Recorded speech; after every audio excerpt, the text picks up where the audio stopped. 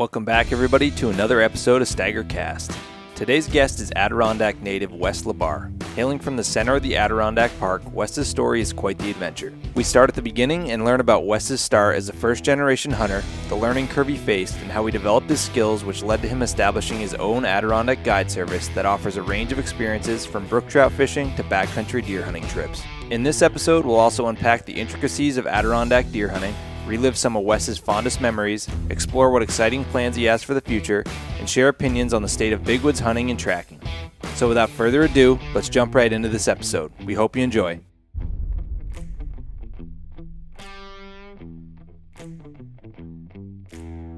You're listening to STAGR Cast, brought to you by STAGR Gear. All right. Cool, let's get into it. Let's hit it. All right, welcome back to another episode of STAGR Cast. We shifted over to New York today. We haven't been over in the Adirondacks in a while, but we are sitting down with a friend we made at Huntstock, Wes Labar, and we got Sean Lambert's filling in for Greg tonight. So if you hear Sean on here, that's why Greg's off doing whatever he's doing. Greg stuff, yeah, bear baiting and shooting bear and everything else. Shoveling granola. Yeah. Did you like that story on the last podcast? That's funny. But yeah, we're sitting down with Wes Labar tonight, owner of Wes Labar or Labar Guide Service, and you starting to work with BWB and stuff like that too. That's it. Yeah, I got affiliated with those guys last year. It was, nice. It was cool. Well, for people that don't know you and don't know much about you, why don't you give us a little intro on yourself, where you're from, what you do, how you hunt, all that type of stuff. Absolutely. So, like you said, my name is Wesley Labar. I go by Wes. I'm 29 years old, and I live in the Adirondack Park. My family has a long lineage here. My great-great-grandfather bought this property that I live on in 1904, and my great-grandfather started a business on this property, and my dad owns it now. He's a third-generation owner, and I plan to take over someday, so that's pretty cool. So how I got into hunting is my father doesn't hunt. Both of my grandfathers don't hunt. My uncles don't hunt. Really? Yeah. My mom's uncles hunt, but this is Arkansas. They're just box blind hunters, you know what I mean? Which is no problem. And one of my uncles just strictly gun. The other one's hardcore bow. He goes to Kansas every year, Oklahoma, shoots a nice buck. But those guys bought me my first gun, which is a 243 that I hunted with up until last year when I bought a 7mm 08. So my hunting career started when I was like 9 years old. I shot a button buck for my first buck down in Arkansas, and I was able to go down there most every single year until probably I graduated high school hunting. If I didn't shoot a doe, I'd shoot a nice little buck or whatever, and I got lucky in 2013 with that one right there. It's a good one. Yeah. I'll tell that story in a minute, but yeah, it wasn't anything really special, but it was this one definitely here a nice on the rack right to look at. Yeah, that's a 153-inch 9-pointer. So yeah, that's a beauty. Yeah, he's cool to look at on the wall, but it's nothing like hunting in New England. You know what I mean? But yeah, so anyways, like when it comes to hunting in the Adirondacks, I was that kid who went out. My dad had a little Jeep Wrangler. I drive down the road and I didn't even have a license, and I went out and made every single mistake that a hunter could possibly make and grew off of every situation. I just remember walking around and I'd stumble across like big bucks, and all of a sudden they take off running, and I was like, I need to have my head up a little bit more. You know what I mean? I knew where a scrape was. I was going down after school to sit on this scrape, and I get right about to it, and that buck was headed on that, right to that scrape. And I got about 40 yards from him. He just blew and took off. And I was like, man, if I would have had my head up, I could have killed him. Sure. So, yeah, as far as like, I've always been jealous of guys that grew up in a hunting family. Like I never had a father to take me out and teach me anything. I had a couple of friends in town that were, around my dad's age that took me under their wing and brought me out. And we just did little drives and stuff like that. But when it came to like woodsmanship skills and hunting big bucks, tracking, finding a deer and trying to kill them, figuring out how to find sign, I had nobody. And, it was definitely a tough learning curve. I think I would be a lot more advanced in my career if I would have had, a father or a family that, even if they were someone that did drives, but like I had nobody. I can say this now because it's been a long time, but I killed my first doe with a muzzleloader on this property when I was 12 years old. I didn't even have my license, but I can't get in trouble now. It's been like 15 years, but I just walked through the woods and saw a big doe, and I shot her, and I got a picture on my Facebook from like forever ago, but that was just like the coolest thing ever to just, it was like a sense of accomplishment because I, didn't know anything. And I went out and killed a deer, and it was super right cool. there. It was my first Adirondack deer that I remember of. So Nice. that was pretty cool. So yeah, and then 2017, I was 3 years out of high school, still didn't really have any direction, and I was working for Garnet Hill Lodge over in North River, New York, and there was a pilot there from my town, and he was like, "Hey, you want to go to Alaska?" I was like, "Alaska?" Yeah. I was like, "What do you do?" And he's a pilot for drop hunts for Ram Aviation. That's badass. So I was basically like, I went there for 2 months, made a buttload of money, and I was basically just a ground guy. I'd clean tents, get food ready for guys that were coming to do caribou and bear hunts and moose hunts.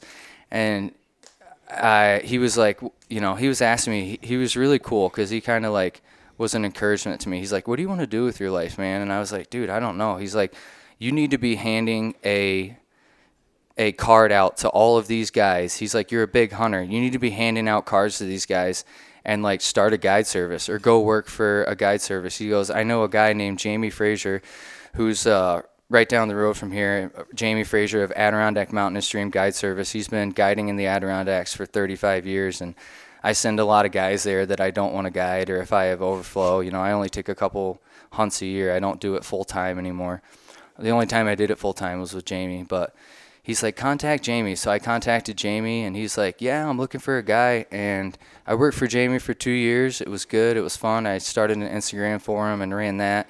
And I learned a lot about hunting. So like from 2018 to like now, I've just, and I'll get into it with like what I did for work, but I've been able to have just an immense amount of time in the woods. Like when I guided for Jamie, we guided 5 days a week in the woods, and we were doing 10 to 12 to sometimes 18 miles a day in the woods. So that's where, going back to 2017, 18, that's where myself as a hunter grew a lot. I was spending every day in the woods, and when we weren't guiding deer, we did rabbit hunting for 3 months out of the year, and that's where I really honed my tracking skills. It's funny because if you listen to Hal, like that's how he learned how to track, is going out and tracking rabbits in the snow and shooting them with a 22.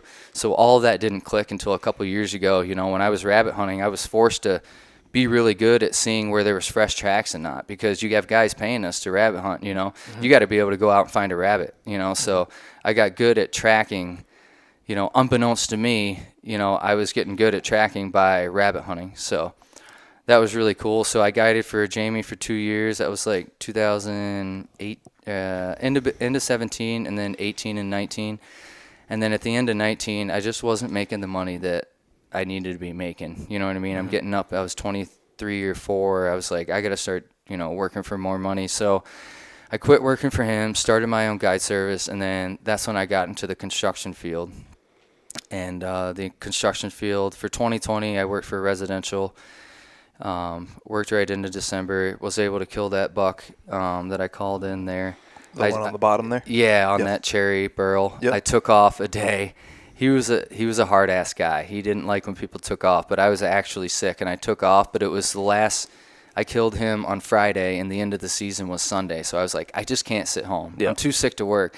I went, bundled up, took some Dayquil, went into the woods, and called him in within half an hour of being in the woods and shot him. But so long story short, from like 2018, so I worked residential construction, and then 2 years from 2021 and to 2023, I worked for a company called Kabricki out of the Northeast up here, and they laid me off both years right around the beginning of November. So Perfect basically, timing. I got laid off, and I was like, you know what? I've worked my rear end off. You make a lot of money working construction, like at least what I was doing. So I had some money in the bank, and I would just hunt. You know what I mean? So last year was cool because my kid was born on October 12th, and Well, you were chancing it with that. I Kid was. in October. Yeah, I know. And but it was awesome. I love it. I love being a dad. And but New York State passed a law where males can get parental leave too.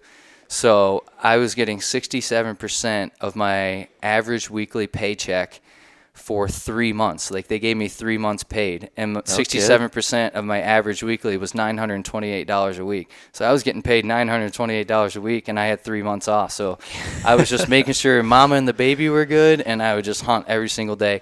But you parents out there know, like, when you have a kid, only the mother can really take care of them. Like, I was here to cook for my wife and keep the house clean and whatever, because she was tired, up all night feeding him. But the baby really only wants his mom. So there was only so much I could do. I was off of work, so I hunted.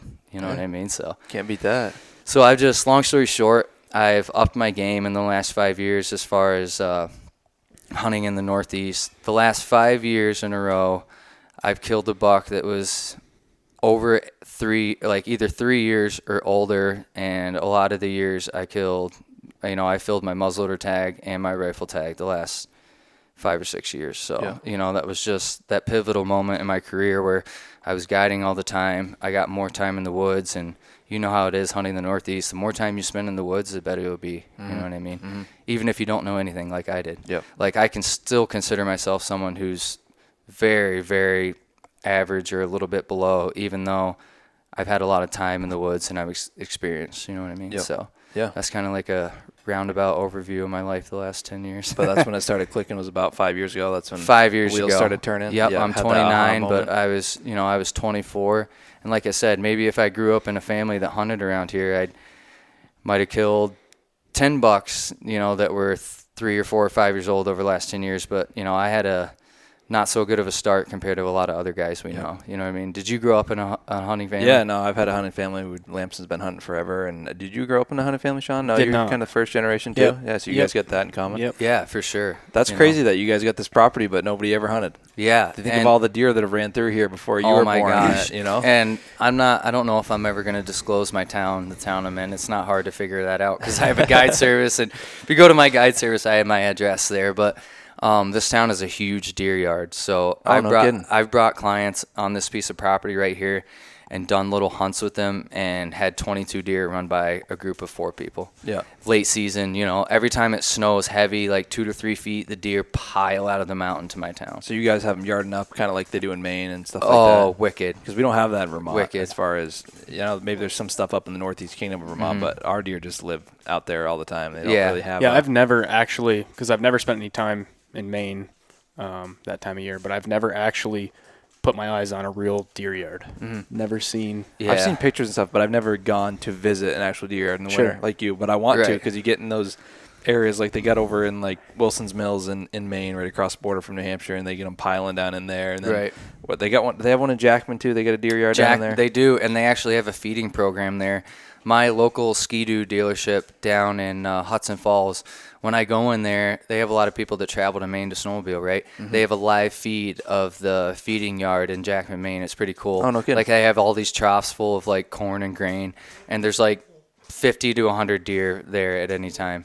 Have you guys seen the Brownsville food pantry they do for the deer yard on YouTube? You seen that? No, I haven't. You haven't seen that? That's like Where's the biggest, Brownsville? That's like almost down east more. I think it's like central, but like more eastern over that way. They got a Vermont YouTube or channel. Maine? No, Maine. Maine. They got like a live feed of they got like 100,000 subscribers. Yeah, they got a live feed going all winter long, and the bucks like roll into that in like that early, like right after the season ends, when the first snowfall hits. It's wild. That absolute hammers. It's wild. Really? Yeah. You should go on and watch it on YouTube. They do clips and stuff. It literally looks like a farm. It's like really a deer farm. Yeah. Yeah. Just all migrating down to. I gotta show you. I meant to pull a rack down from my. None of those are sheds right there. Those are all deer that I killed. I just kind of cut the horns up because I was gonna make a chandelier out of them. Nice. But there's a big fork right there. You can see like one of on those the closer left? antlers. Yeah, kind of in the that center big white there. one right there? Yeah, coming down. So that was this tall 6-pointer right here, and I shot him tracking. I killed him the year after I killed that 8-pointer. Mm-hmm. And when I shot that deer, it was the last day of season. When he fell over, the antler fell off one side. That one right there? That one right forked there. 6-pointer. I'll show you a picture of him. He's on my Instagram, I think. But anyways, I was in a group chat with a bunch of kids that I had no idea, just a Snapchat group chat, you know what I mean? And so I killed that buck. I posted a picture in there, and he's like, no way. And the deer's rack is super unique. Like, there's no, like, you see another picture of it, you know who it is, and I can show you. He's like, I had that deer on camera behind such and such pond, and I dropped a pin where he had that camera behind this pond, and then I put a pin where I killed this buck, and as the crow flies on Onyx, it was 8.7 miles away. Oh, shit. That's like up and down the mountains. Like, I know those mountains over there, they're steep and they're tall. Like, honestly, like, I don't know exactly, but that's probably 10 or 11 a mile hike. You know what I mean? So he was heading in. He was headed down to the yard. Yep. He was coming into the yard. You know what I mean? So killed him not too far away from my house. It just kind of went out. I missed him 3 days before that. Followed his track. It split up. He brought me to a huge buck. Like, it came up, the track split, and then I followed the track that I thought it was him, even though that track looked equally as big, and ended up not being him, and it brought me to this huge wide buck. I looked up at it, and I was like, man, that can't be a buck. And I looked down, followed the tracks. It kind of went up that hill where I just looked. I looked back up at that thing, and it was honestly probably 20, 22 inches wide. And I looked, and he was looking down over his shoulder at me, and he just turned and dipped over the hill, and I never got a shot at him. No. Yeah, but just a cool story, you know? Yep. Yeah. Wow, that's cool. You guys had your deer yards over here. I didn't know you had them like that. I got a question for you before we get too far away from sure. like where you came from, hunting where you kind of came through and started learning things on your own. You ever think about that maybe you had an advantage over a hunting family because you didn't get bad habits? You know what? history, That is something that, you know, I've thought of before, but never really, you know, thought about too much. But you know what? You might be right, you know, because you know, you're right. Because a lot of people that I know around here that have hunting families, you know, they just do drives. You know what I mean? Right. There's, you know, I'm not shitting on anyone who does drives, because when I have clients and a group of 4 or 5 guys come, you know, I try to do bumps off of big hills and try to scare, you know, kind of scare some bucks at people, because, you know, that's kind of like the best way you can, you know, get your clients to see deer. And in the Adirondacks, it's hard to see deer. Like, you can go days without seeing any of them. But if you have a couple guys, you know, so yeah, to answer your question, like, I might have had an advantage over that. And not every advantage. I just mean that maybe that was an advantage. For sure. You know, and I'm sure there's some disadvantages Yeah, there. I think there was definitely a little bit of an advantage there, even though I didn't feel that way. Like, I was always jealous of everyone that grew up in a hunting family. You know what I mean? Because, like, you didn't have that every mentorship. Saturday, yeah, exactly. Every Saturday, you know, you guys are getting up with your boys and you're going hunting, you know, or your family, your dad. And, you know, that stuff always got me down. But in the end, like, I feel like I've turned myself into a pretty successful deer hunter. So, like, in certain ways, you know, I'm not bragging at all. You know what I mean? I still got a long way to go. I got a lot to learn, but you know, I'm having good success in the woods consistently. So that makes me feel really good. You know? Yeah, that's good. The only reason I ask that is because I think sometimes, like, you hear somebody says that, like, oh, growing up, my dad would only do this, or he'd only let you do that. Is like, maybe you got to avoid some of those, like, crucial mistakes. You'd maybe not even crucial, but, like, some of those bad habits. Right. Or, you know what I'm saying? Yeah, kind of, like, for sure. avoided. I see the biggest thing is these people that grow up in hunting families, and, you know, I was part of it too growing up before I branched out into, like, big woods hunting and tracking. Like, my dad's a sitter, and kind of we always hunted the same properties growing up, right? It'd be, like, small block timber. You know, it'd be the same thing every year. Like, oh, if there's a buck in there this year, great. If not, you know, it's a tough year. He's a good sitter, don't get me wrong. But then I kind of finally broke off and did the more tracking and big woods hunting and stuff. So that's what he'd do, is, like, he had stands or a stand, and like that was it. That was what it. you had. Yeah, that was it's it. like, there's deer in there, there's deer in there, and if not, we're sitting there anyway. Right. I know a ton of people like that. Yeah. And I think part of being, you know, becoming a good big woods hunter, and, you know, maybe I'm wrong, but I hear a lot of people, like, when I tell my story, a lot of people are like, you know, you have to be diverse. You know, like, last year was a crunch fest. It was hot, early season, and, like, it was almost impossible to still hunt. It was impossible to track because there was no snow. It was 70 degrees, you know what I mean? So, you know, you got to get either good or figure out a way to, you know, sit and kill deer, get into areas, call and kill deer, you know what I mean? Or try at least. And then, You got to really try to work on still hunting because you're not always going to have snow. Sometimes we go a whole season in the Adirondacks without getting any snow. There's always,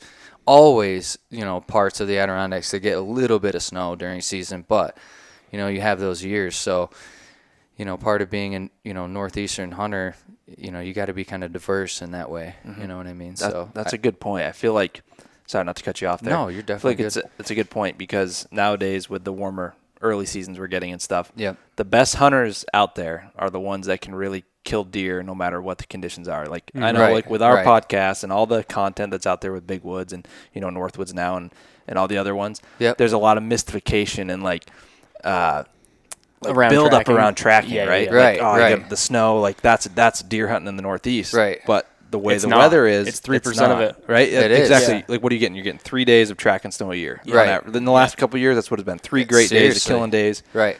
But the best hunters are the ones that can kill them on bare ground, kill them on Right. the hot days, kill them when it snows, which is great and too. Right. But yeah, I think there's almost too much of like a mystification and like focus on just the tracking games 100%. nowadays with all the content that's out there, which is great, Right. It is. Oh, it's good That's stuff. a good point. Yeah. I love to see it. I love to watch it and, partake in social media. But I think that it's glorified only around tracking when that's such a small portion of how deer are killed in the Northeast. And don't get me Exactly. wrong, it's fun to do it and fun to Yeah, kill yeah. them and Oh, stuff. for Sure. sure. That's my favorite way to do it. But And you gotta be you diverse. have those You gotta guys be out there, multi-tool.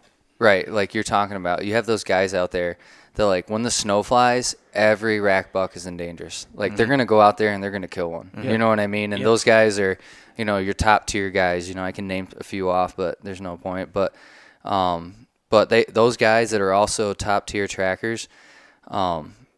Most of them are good at still hunting. They know where to sit. They know when to sit. You know what I mean? They know when to move around. And that's just the way it is. But, you have guys like Joe Donito. I love Joe Donito. He waits till the snow flies. Yeah. He's got better things to do. He's got money to make. He's got a farm to run. When the snow flies, he's heading north. You know what I mean? And like his statistics are unreal. You know what I mean? Yeah, So, when there's snow, something's dying with them. yeah, That's literally. the way And it it's going goes. to be like a 120-inch stud. Yep. You know what I mean? Which 120-inch deer in the Adirondacks is a stud. Yep. You know what I mean? 120-inch anywhere in the Northeast is a stud. Yeah. I had a dude commenting on my video recently that was shitting on mine saying, "Oh, that's a good buck, but it's not a big buck." That was a 128-inch buck, which is from like the Midwest. I just didn't understand that Right. aspect. But yeah. Let me tell you something. Yeah. Anywhere you put me with a 128-inch deer, I'm going to try to kill him. Oh yeah, Right. absolutely. Exactly. It's just funny. It's I just don't the care difference. if the in local's people. mad at me or not. Yeah. I don't want to get into that because I can really get some people going. But I've listened to a podcast one time. This is something I've meant to bring up. But I listened to Levi Morgan, and I listen to all podcasts. I listen to bow hunting ones on land management. I love Dr. Strickland from Mississippi State University and talking about all deer behavior. But Levi Morgan said it best. He goes, you can have all the farmland in the world. You can have land here, there, Kansas, Arkansas, Illinois, Iowa. You get a good old boy from the Northeast, and he can come down to your land when it snows and kill every deer on it. You know what I mean? Like, he said something along those lines. Like, that guy from the Northeast can come down and shoot the biggest buck on your property if you give him a little bit of snow, So you might think you're good as a bow hunter, you know what I mean? But all these guys got manicured farms, and the deer literally act like cows. They come to the same spot to feed every night. And I get it. There's definitely a challenge to bow hunting. Like I just told you guys before I started, I've never shot a deer with a bow, but I'm gonna do it this year. But honestly, hunting in the Northeast is the hardest, and there's no way around it. I don't care what anyone says, but it's been proven. Nobody, people from out west and the Midwest might not like to say it, but I'd like to see that bow hunter that shoots 180, 200-inch deer every year with his bow come up to Maine when it's negative 10 degrees and even see a deer. Yeah. If you see a deer, I'll give you credit, but a lot of them guys ain't going to shoot one on the track, you know what I mean? But guys like us can, Yeah.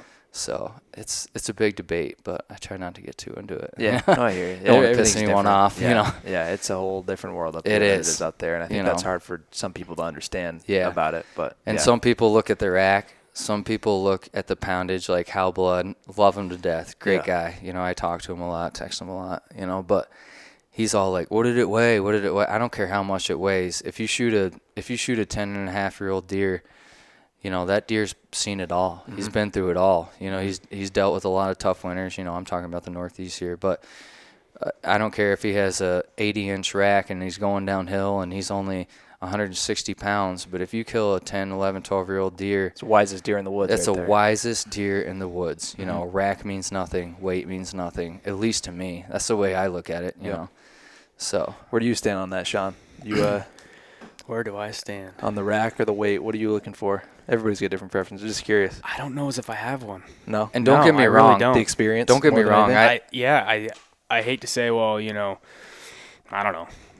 Well, it's all about the hunt, or it's all about this. I don't know. It's everything. It's a culmination You know of what I everything. mean? It is. I don't know. I just love to hunt deer. exactly. You know what I mean? And I don't I know. don't I don't mean know. to- I can't. I guess I wouldn't want to pigeonhole it in like. Yeah, say it's one thing or another. It's Yeah, only and, this and, for me. You know and what don't I get mean? me wrong. I'm not trying to pigeonhole anything. Or No, like, no. Everybody you know, has. it different is things. all about the hunt, but you know, when it comes down to it, like rack, weight, or age, like I just think age is where it's at because that deer's wise. You know what I mean? I Absolutely. personally hunt for racks. I want to shoot, you know, I want to shoot a big rack buck. My goal is to shoot 170 or 180 inch Adirondack buck one day, and it might take me my whole life, but I'm gonna try my hardest to do it. And if I only kill 5, 6-year-old, you know, 100 inch, 120, 130 inch deer the rest of my life, I'll be happy as a pig. You know what I mean? Yeah. It's all about the hunt to me, and you know, I don't want to get anything misconstrued, but you know, I just think for me personally, like I would say, as I'm getting older and starting to kill more deer, I'm leaning toward like wanting to kill an older age class of deer, right? But what comes with that is generally some more antler and some more weight. But I don't feel personally that I'm like to a point where I need a certain thing or like can pick a certain thing. Like that's, you know what I mean? Like No, I just totally love to hunt get deer and Whatever happens, whatever deer's meant for you is meant for you. I type know of thing, exactly and- when it happens, Yeah. right? It's yeah. like when it comes, it comes. Like some deer I've passed and been fine with. Some deer I've passed and said, oh, maybe I should have, but I generally don't shoot one and think I shouldn't have. You know what I mean? Like right. It's when meant for you that day. right. Like when it happens, it just happens, and they're all special in different ways. You know what I mean? Absolutely. No, I agree with you 110%. Like the Northeast, it's all about the hunt because it just is. You got to, you know, the highs and the lows are so hard for some people, you know, and guiding has shown me that, you know, hunting the Northeast is not for everyone. You will go days without seeing deer. Last year was the worst year ever just because it was so hot, so dry. Like Brutal. I went days without seeing deer, and I felt like I got to a point where I could go out and always at least see a doe or something like that. But last year it was a shot to the heart. You know what I mean? Yeah. I was like, man, this is a tough year. And I was able to get it done, you know, late season. Made a mock scrape and shot a buck. But, you know, it was hard. I was pulling every trick out of the box. And they were down in the swamps, you know, where it was wet, cool. And the only place that had any food, because last year we had no mass crops. That's we had where all no the food was. No acorns. We had no beech nuts. And I was going to ask you that as we're headed down here. I'm seeing all these wild apple trees, like I'd mentioned earlier. sure. It's like, what do you guys have for mass? Yeah, so early season, like next weekend, I'm going to be hunting under apples. You know, I'm going to find a crab apple tree orchard, and I'm going to hunt under them. I have a food plot nearby. I may hunt that because they're hitting it pretty good. But apples are the way to go usually, and you usually find them everywhere because they're like a every other year crop. But like, you know, they're not all going one year, so you can find an apple tree to bow hunt under. And if you're looking to come up to the Adirondacks and bow hunt, that's what I would recommend is try to find an apple tree. But yeah, that's Are they widespread throughout, or are they closer to road systems? You know what? Just being honest, they're closer to road systems. that's A lot of these people that moved up here in the 1800s when logging started getting big and, you know, people just started inhabiting the Adirondacks, they started, you know, planting apple trees. So a lot of these old, like you'll find an old field in the Adirondacks that, you know, someone might own still, and it's got an old rundown barn in it and just apple trees everywhere. You know what I mean? Do you find old foundations? For sure. Yeah. Like, dude, and one of my best spots that we can definitely talk about, there's this old foundation, and I was like, I can't even imagine living back here back in the day, you know, in this spot that's just so beautiful. And it's like an old rock foundation. Like, there's no cement in it at all. Yep. It's just a hole in this little hill.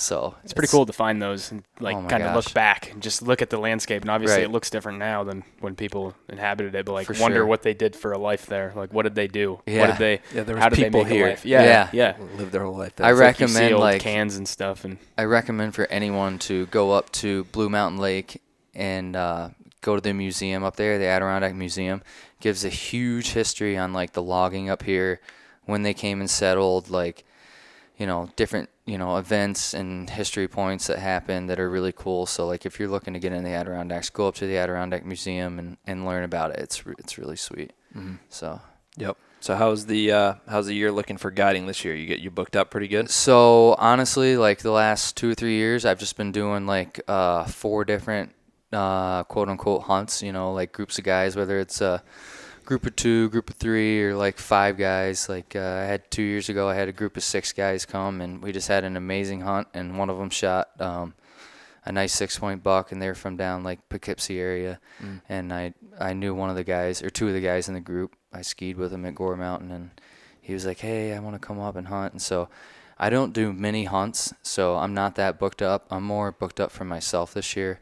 I'm trying to focus on, more of like, because guiding's tough. I know, I could get into it, but it's definitely tough because you have different people with different expectations. So I really am picky and choosy on who I guide. And, a lot of the times I have some sort of a connection to a group of guys, you know what I mean? Or I've guided some guy once and I really like him, so I've guided him year after year after year.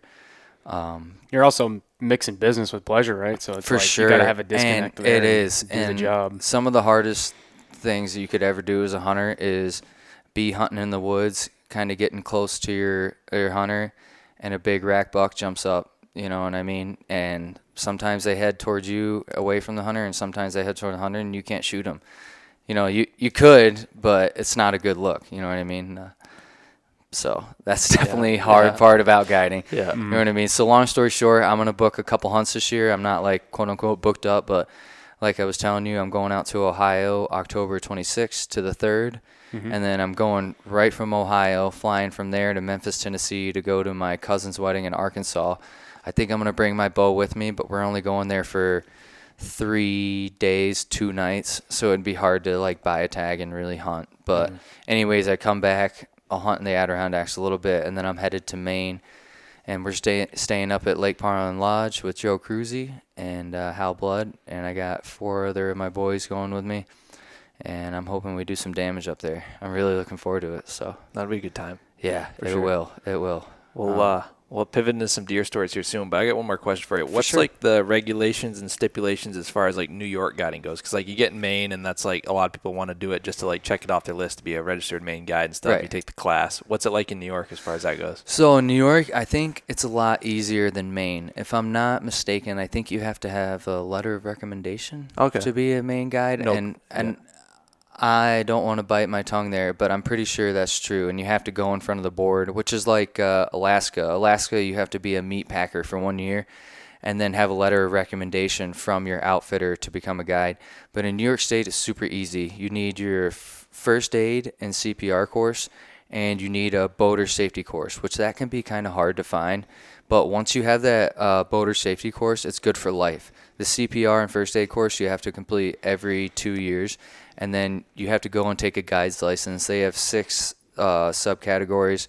I'm going to try to remember them all, but it's hunting, fishing, boats and canoes, camping, hiking, ice climbing, and whitewater rafting. So there's 6 or 7 of them, but they're in subcategories, so you pay like $20 per test. But I'm certified in every one except for ice climbing and whitewater rafting, which I have no interest in. That's a little intense. Like, I like whitewater rafting, but I'm not going to guide for it. I mean, you're taking a bunch of city people that are going to freak out the whole time. And then ice climbing, I'm all set with that. I don't think I'll ever do that. I see people doing it like on the way to Lake Placid, Lake Chappelle. You drive by and you see guys ice climbing. I'm like, dude, have fun. Yeah. I'm all set there.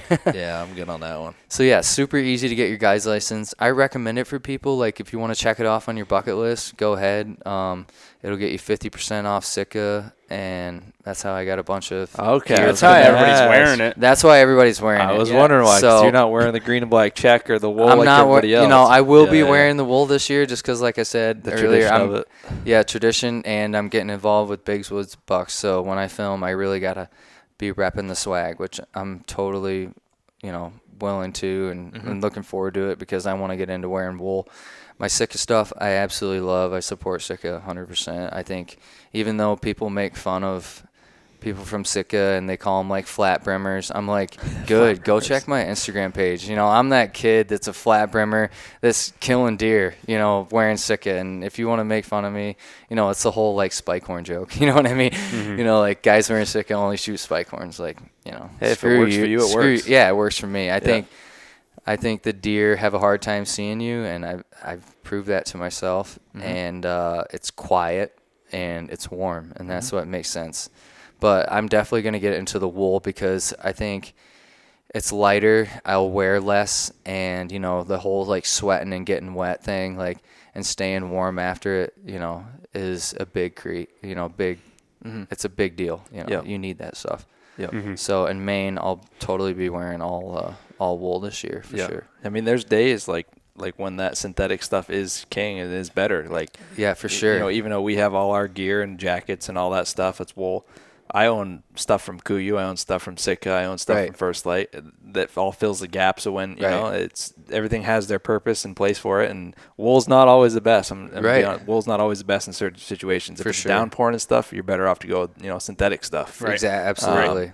So yeah, not to be not to undercut our business or anything like that, but exactly. It's true. No, it's just true. You just got to be real with it, right? And I think if you can blend a mix of that, for synthetic and Sitka, Kuyu, all that stuff with the traditional stuff, that's for sure. Definitely the way to go. So like Sitka, not bashing you. No, I know you're not. No, I just noticed in that picture downstairs, all three of you guys were all wearing it. Oh yeah, all of us are stuff. Sitka'd up. My one friend wears First Light. He likes it, but it was just like a thing that came out 4 or 5 years ago. Everyone started wearing it, so we always wore like mossy oak and real tree, like stuff you buy from Walmart. That stuff will kill you in the woods. Oh yeah, that stuff is death unless you're hunting out of a box plant in Arkansas. You know what I mean? Yeah. When the deer can't see anyways. But the Sitka stuff worked well for us. And but yeah, Sitka makes a lot of merino wool base layers, and your base layers is really where it's at. You know what I mean? You gotta start. Every layer of your gear has to be right to make it in a day in the big woods, and and the big woods gear is so important. Oh yeah, absolutely. They'll chew you up and spit you out up there if you don't get the right stuff. Oh on. my gosh, I had a guy this last year. He fell in a brook and he had these Walmart ankle high hiking boots that would just slapped a camouflage on him, and he fell in the creek. And I thought he had knee high boots, but he didn't. He lasted about hour and a half, 2 hours, and was like, man, I got to go back to the truck. And I'm like, oh my gosh, like it's such a killer time to be in the woods, but it just is what it is. Gear's a big deal. It is for sure. So I mean, you must develop a high level of patience being a guide. That's probably Is that the biggest recommendation you have for somebody that's getting into guiding is learn patience more than anything? Patience for sure. And you got I'm a people's person. I grew up in a business of hospitality, so I had to have a certain amount of social skills. And my mom's from the South. She used to whoop my ass if I didn't say yes, sir, no, ma'am, no, sir, all that stuff. And you really have to, you got to be a certain type of person. It is definitely not for everyone. I would recommend just doing it to get discounts off of gear. There's an app called, or not an app, it's a website called Guide Fitter. I mean, they have things on there, everything from Traeger grills to like Leopold, Zeiss, Swarovski, and you're getting 35, 40, 50% off all this stuff. All the time. No kidding. Just get your guide's license for New York, type in your information, and you're getting 30, 40, 50% off of every gear you can imagine. Gotcha. Like Vortex optics, I got a scope 50% off just for having a guide's license. Can't beat that. So anybody out there that's thinking about it, get your CPR first aid, get your boater's license, and, pass the test, and, at least for discounts. Yeah, you know what I mean? Why not, right? It's good to know. Yeah, for sure. that's cool. For sure. When we started the business, I had a bunch of different like outfitters and guide services reach out, ask. We had a guide program, and I was like, what are we talking about? And then slowly learned about that type of stuff, and we've hooked up some guides and outfitters and stuff with discounts and stuff. But Yeah, no, that's sweet. yeah, for sure. Definitely, yeah, get your discounts if you're going to be a guide. That's it. Yeah. Yeah. Oh, man. I don't recommend coming to, you ain't going to make a living. Well, you can make a living, but it ain't going to be great being a guide. But, it's definitely a sacrifice. You're in the woods every day doing what you love. I would think that you would probably lose eventually the love for what you do in a sense, right? Because, like, for me personally, I don't think I would want to solely hunt all year long for somebody else. You know what I mean? Because, like, I would lose that portion of why I love to do what I do, because I like to hunt alone. Yeah. And if I was doing it for work all the time, I was going to ask you that on the way up here. I was thinking about that. Like, while you're doing that, do you get the same enjoyment as you do when you're hunting alone? Is it different? Is there more, like, when you see a client or a friend kill a deer? Like, what's that whole situation like to you? So here's the way I'm going to put it, and it's going to make sense to you guys. It is all about the personality of the guy that you're bringing out. You know what I mean? I've had guys give me amazing tips, and they just had a great time. They took in the scenery, took in everything about the Adirondacks, may have not ever seen a deer, but just knew I was being genuine about it, which I'm always genuine about it. I want every one of my clients to kill a buck, right? So, or whatever we're going for, catch a brook trout, catch a bass, catch a pike. When they do kill a deer, if they're like super thankful, super appreciative, it just makes you want to do it every day. When you bring guys out there and you don't see a deer, you only catch like one or two brook trout, say whatever, and they're just disappointed, and the disappointment shows in your tip. You just go home at night and you're like, what the hell? You know what I mean? It's super hard on you. We're all men or whatever, but the mentality about, people that come up from the city and they just think they're going to pay money and kill a deer, like, you're in the wrong area. Go west. Yeah, go west. If you want to, like I guided a guy last year who paid $22,000 to shoot over a 200-inch deer, and I put a 10-point buck in front of him, and he missed it 5 times in a row. And I was sitting right next to him, and he gave me a good tip and all, but you could just tell he didn't really give a crap. You know what I mean? He was just there to shoot a deer and put it on his Instagram. And those are the guys that, stay away. Don't call me. You know what I mean? I'm not, I like posting pictures of my deer, because I have a sense of pride about them because it's the Northeast. But, like, if you're coming up here to shoot a nice deer and post it on your Instagram and that's all you're about, this isn't the right place because you're going to be disappointed. Absolutely. Like, the New England will disappoint you. Sure. But then when you shoot that deer, it makes it so much special, and that's why. You know what I mean? So I will say I've hunted quite a few states, west and in the Northeast, and I will say that generally you see a lot more appreciation come from the Northeast. Absolutely. People value the deer more. Like, it's not uncommon to be, Midwest and have people wound a deer and give up on them quickly, and just like they're kind of like rabbits with antlers to them. You know what I mean? It's just like they're a dime a dozen. We'll find another one. That's a good point. They have, and I think it personally comes from like what those deer live through. Right. So like, and maybe, I don't know, this is just my opinion. Yeah. Where I've kind of gone with it is like, we live here, we see what they go through, we see how hard it is for them to live and to stay alive and to beat the winter and to beat the hunting season. Like, out there, they have a really, really manicured lifestyle. Right. So I think that's where our appreciation comes from. I think personally is 100%. We live through it too, and there's less of them because of what they go through. Right. You know what I mean? So like, when you kill that buck, like you were talking about, it's like, wow, a lot went into that deer. Right. There's a lot of things that went right to grow that deer. Exactly. Where out there, or someone that doesn't know that might lose it or not even have the appreciation because they don't understand it like we do. Right. You know what I mean? 100%. I think the mentality about people that hunt, and like, I don't want to bite my tongue. I don't want to piss people off, but I think majority, like, the mentality of people that hunt deer out there are so different than people up here. You know what I mean? Yeah. Like, Mark Sheeran says this, and I believe it too, but like, every deer in the Adirondacks is a trophy to you. You know what I mean? It may not be 200 pounds. It may not have 130, 40, 50-inch rack on it. But the sense of accomplishment that you get when you harvest a deer in the Northeast, you know, makes it all worth it. It's fun. You know what I mean? I think that's why we do what we do. You know, if we could afford the money to go down to Arkansas, Illinois, or whatever, and shoot big bucks every year, just like 5 or 6 of them, and travel from state to state, you know, I guess you would. But, like, I would rather hunt up here, barely see any deer, and then just kill a nice 3 or 4 or 5-year-old buck at the end of the season. You know what I mean? And just, like, look back on it and be like, man, I worked my ass off for that. Yep. You know what I mean? And that's what I love about it. You know, like I said, I grew up hunting deer in Arkansas, going there every year for a week and seeing 10, 20, 30 deer every time I sit in a box blind down there. But, you know, killing a deer up here is way more special. Like in Arkansas, that thick-horned 9-pointer right there with the crab claw. Yep. I haven't hunted in Arkansas in like 3 or 4 years, and I went with my cousin, John, and we went and sat in a stand.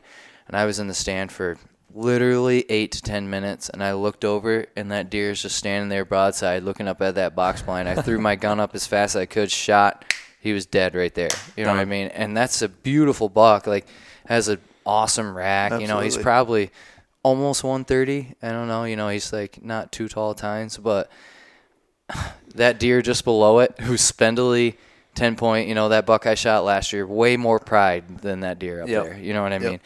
I had pictures of that one deer that I killed last year for like a month and a half, and he was working a mock scrape that I made 4 years ago, and that's something that I got into, you know what I mean? You know, making mock scrapes and stuff like that, and I shot him right under it, and, you know, that was a sense of accomplishment, you know, to shoot a deer like that. I mean, he may not even be 100 inches, he might, maybe a little bit over, but, you know, he's a 4-year-old deer. I had pictures of him the last 2 years, and just because of the lack of mass crops and, like, protein, that deer looked just like that the year before. That's the only reason why I knew he was a 4-year-old. He looks like a 3-year-old, you know what I mean? But he grew, like, maybe 5 inches, you know? He just struggled to stay alive for that year. He struggled to stay alive, that's man. The way it is up here. And he weighed, what did he weigh?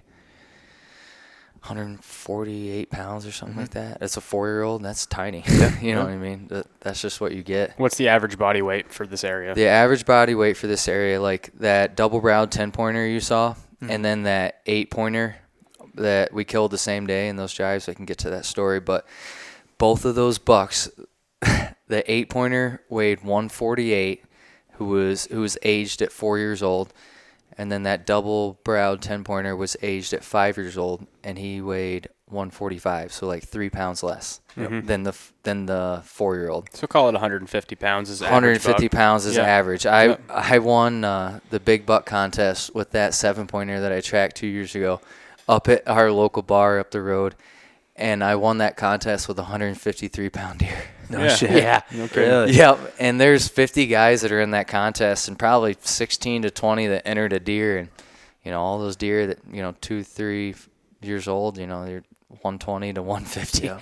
4-year-olds even, you know, 5-year-old, like I said, that, you know, 150s. So Yeah, I'd say that's pretty on par with Vermont as far as body weight You think goes. so? Yeah, for sure. Excluding the Northeast Kingdom, where you know get those like Maine type of genetics and stuff. I'd say, but the rest of Vermont, I've killed a lot of 140-pound deer. Yeah, in me Vermont. too. I've killed, I think my heaviest Vermont deer is in the 150s. Yeah. Lot 138, 135, that's to about average. 145. You know, killed. I think a lot of it comes from the age class of deer that we're killing there too. You know, a lot of 2.5-year-old bucks are killed. Right. You know, pretty consistently around where I hunt, where it's, you know, more populated, more road systems, more ag land. You know, the deer just don't live, and that's just realistically that's what we're killing. You know, Right. 2-year-old deer. That's Exactly. as big as they get to grow. That 8-pointer that I tracked right there, that was 2018 or 19. I got second place, same big buck contest, second place, and he was 165 dressed. That's a good buck too. Right Shot there. on the last day buck. of season. Yeah. You know, so he was run dry. I mean, his whole spine, I have pictures I can show you. His whole spine, you could almost count his ribs on the top of his back. I mean, like, his spine stuck up that much. And he was 165. And, you know, that deer's probably, I don't know, maybe 6 years old. I say, is that an older deer? He's very like gray. He very could be. You know, the older look I to him. feel bad and I kind of embarrassed about it, but I never sent his jaw out. I just kind of guessed his age. But a deer that shot on the last day of season, that's 165. That's a big deer. That deer was probably 190 in October.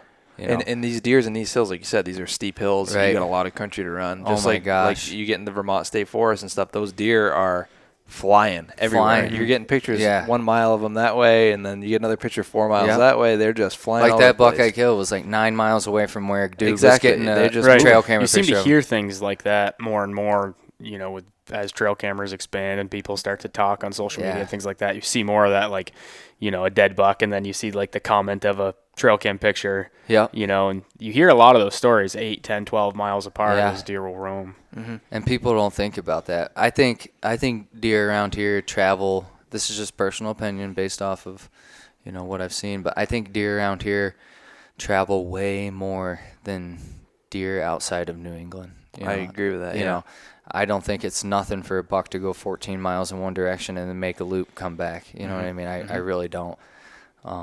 Yeah. And all the Northeast, you see these bucks taking huge loops where, the people that killed deer sitting in New England, they might have to wait 10 days for a buck that's doing a 12-mile loop. And they just happen to catch it that day where it came through in the daylight. Like when we had Lanny on the podcast, he was talking about he had a guy come up with him, and they knew about a 200-pounder that was doing like 6-day loops. And eventually that guy, he sat there long enough in this little pinch point, and then 6 days later, sure shit, here comes this buck, and then boom, killed him. Right. And but yeah, compared to out west or anything like that, you got ag where they're coming, and they got these bedding areas that are thickets. They go in there at this time, and then 40 minutes before dark, here they come, boom. Yeah. Right. But it's true. So my friend that's a big Austin buck Williams, right there. that deer is an awesome story. I'll start. This is a good story to start with as far as, so there's me holding them.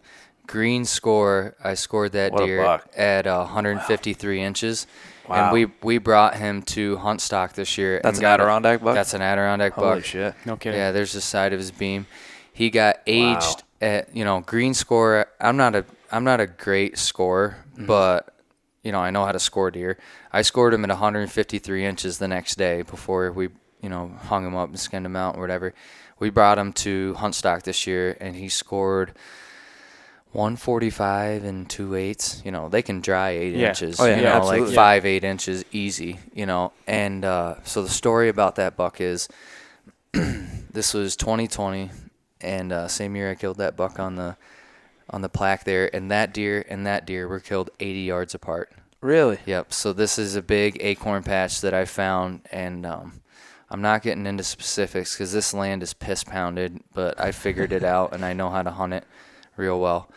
And like that deer, that 153, and then that double proud 10-pointer and that big 8-pointer were all killed within 100 yards of each other. No shit. Yeah. Just so like when you find a hub, like we did a drive the day before we killed that split brow and the 8-pointer.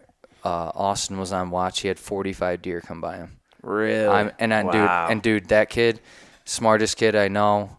He's a forester. He has no reason to lie. He's the most humble, innocent guy that I've ever met in my life, and he had 45 deer come by him. That's incredible. Yeah, and we just, like, all of us who were, like, kind of driving. Like, this was the last weekend of season. There's a group of my homies, the boys. There's, like, 6 of us. We went out to fill tags. You know what I mean? I already had my tag filled. So, long story short, with that 153-inch deer that dried up to 145, like I was saying, I got out of work early one day. It was a Friday, and it was October 30th. And I got out of work early. This is 2020. And I texted him, and he lives down in Canaan or Canaan, however you pronounce that. Yeah, Canaan.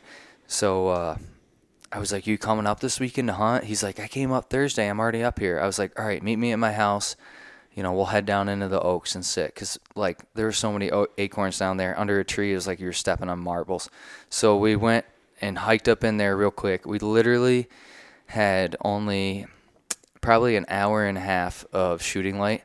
And when we got up into this spot I wanted to sit, the deer started running everywhere. Like, there was, like, 8 does. I don't know. There could have been bucks in there. I had no idea. But anyways, deer. I was like, we got to sit down. So he sat down right here, and I was 50 yards away from him. And this story kills me to tell, but it's just true, and I wouldn't want anybody else to kill this deer. But long story short, we sat down and we were sitting down for 15 minutes, and I hear this deer coming, and I thought I heard grunting, but I didn't. And he was 40 yards off to my right shoulder. He heard the doe coming and the grunting loud as clear. So like I said, he's only 40, 50 yards away from me. This doe comes running around this little ridge, and we're kind of looking down into this hardwood bottoms of all oak trees. This doe comes running around October 30th. I'm like, oh my gosh. And I could tell she's being chased by a doe, right? So I just stood up and took my safety off and just got ready. And about the time I took my safety off, I see a deer stop behind that doe, and I look over, and all I could see is just like, I knew it was a deer. I had no idea what it was. Boom. He shoots it right in the heart, 270 at, I don't know, it's probably 60 yards. That deer's running around the mountain. I stood up. The deer's running at 90 to 100 yards wide open. I'm following it. I shoot, and I hit that deer in the heart, full sprint running in the heart, an inch lower than he did with his 270, and I rolled that deer, and it hit a tree and just rolled over and was dead right there. No kidding. So literally my best friend and I shot a 153-inch deer. Holy shit. Like that deer, I always like, it's hard for me to get like, I've always been a little bit bummed about it because that would have been the deer that like made me famous. Like you shoot a 150-inch deer in the Adirondacks, like everyone's going to know about it. Like you would have seen that deer 4 or 5 years ago. You know what I mean? So we went down there, saw where he hit it first, and then saw where, I was like, I shot this deer and it rolled, but obviously he hit it first. He skinned the deer out, and our bullet marks were this far apart. So like he had, and so like the twist is that he's hunted like kind of that area, but he was never within a half a mile away. He's never hunted within a half a mile away from there. So like it was his first time in there.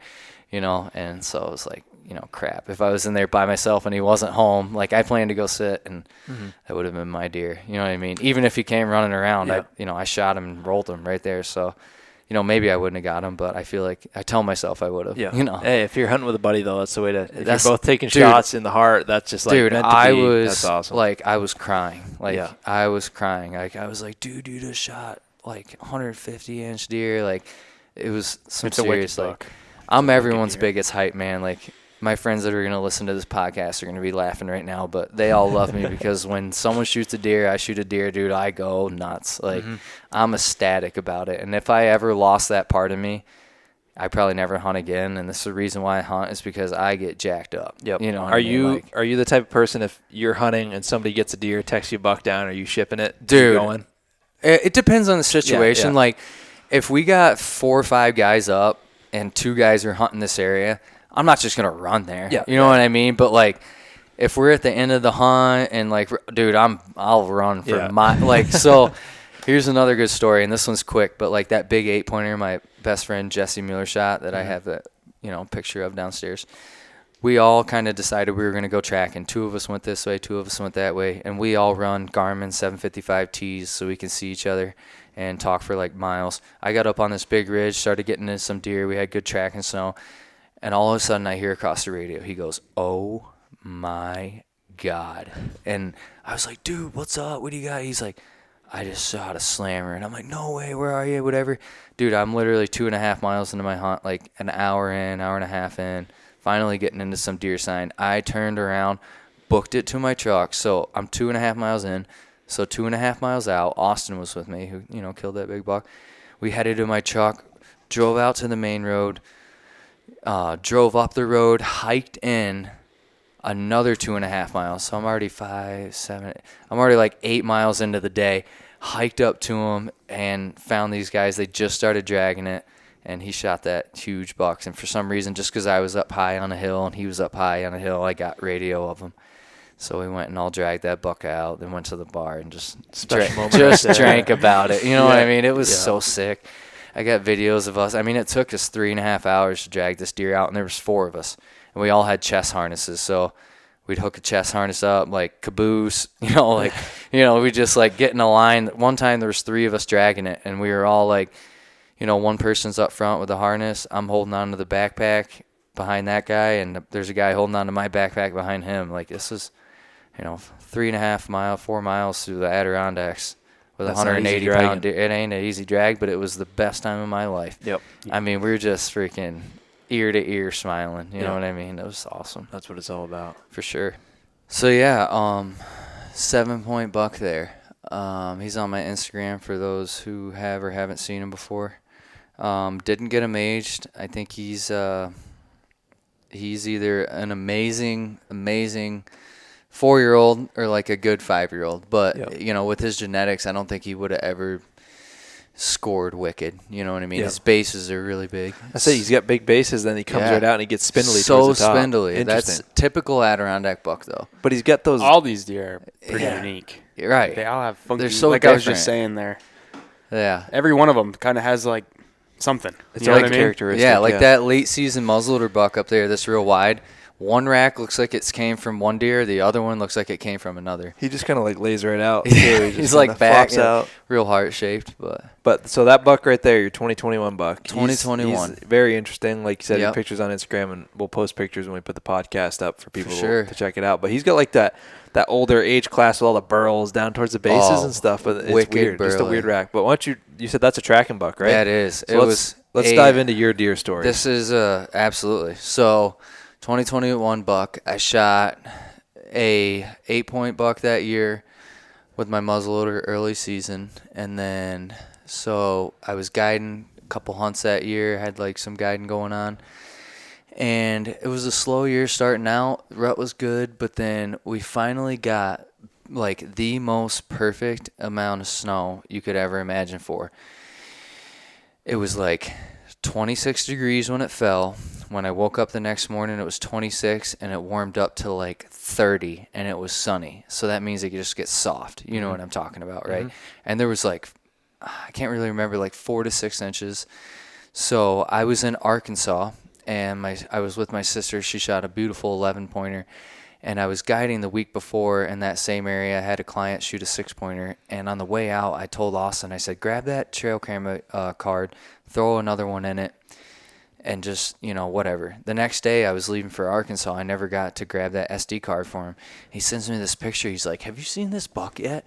And it was that buck. It was that 7-pointer, and I had it on a signpost rub. So I have 2 beautiful, I'm going to get them printed out one day, 2 beautiful pictures of him rubbing like a big pine tree that's, you know, you could tell has been rubbed on for years, right? And so I knew he was in the area. So he's just like we talk about with these deer that travel real far, like you don't always shoot the bucks that are on your camera. Like this buck just happened to, I mean, I don't know. I run a lot of cameras in that area, probably like 12 and like a 3.5 by 4 square mile, whatever. I never got a picture on him until like a week before I killed him. So maybe he was there, maybe he wasn't, but you know, like we talk about. So anyways, got him on trail camera, came back from Arkansas, and I was like, I'm going to go back up in there and check a couple of the cameras. This video is on YouTube too. I don't know if you guys have watched it yet. I only have like, on my Labar guide service page, I have like a turkey hunting video and then 2 deer hunting videos. He's on one of them. Long story short, went up in there on fresh snow, checked this trail camera, and literally like an hour before I was in there, he walked. I had it on video mode. He walked in front of the camera, and like he still had like snow on his antlers and his back from where like it snowed on him that night, and he just laid there and took it. You know what I mean? So I was like, holy crap. So then I took out my phone. I was like, you know, I'm going to dedicate the day to this, you know, this deer. So started on the track. Within 50 yards, he got mixed up with 4 does, like a big doe group. So like I milled around right there for forever. And finally, after like a good, and this sucked, but like a good 30, 40 minutes, I found his track leaving those does. Obviously, he checked them all. And I just kept making bigger circles around like where these does milled around. So anyways, I started on his track, kept going. It started headed towards this mountain that I have a lot of history with. So he's going through. He comes down to this creek bottom, checks another group of does. And he started going up this hill, and then he made his first J-hook and started heading towards like the top of this mountain. So I was coming at this mountain. It was long this way, right? Started headed up on it, and he headed towards the left, which was like the highest peak. So I started going along, checking his tracks. I'm in like second gear. I'm coming up, and there's this dead birch tree with mushrooms growing on the bottom of it. And you hear a lot, like Hal say this and Joe Donito, there's a bunch of mushrooms on the bottom, and I could tell he nibbled on them. I immediately locked up the brakes. I was like, this buck is like, got to be close. You know, they make a couple J hooks, they feed a little bit, they bed. You know what I mean? So, you know, in most situations. So I'm going along. Little did I know, within 10 yards after I saw where he fed, he was watching me. And he made a J hook around the top of this peak. And I shit you not, I have it in the video. I pan around. It's on my YouTube. He bedded, like, it was like a little rock outcrop, which was right on top of the mountain. He bedded on the tallest rock on the top of that mountain at the highest point of that mountain. Like, he was right here. Like, the rest of the mountain was below where he was. And he bedded on this rock. It was like just a pile of rocks right on top of it. So he made this big J hook, but like I said, right after he fed on that, you know, I went a little ways and he was looking right down at me, and boom, he was gone. So it took me 25 minutes in first gear to get up to where he bedded. I took a quick video and then off I went, because he just went screaming down the other side.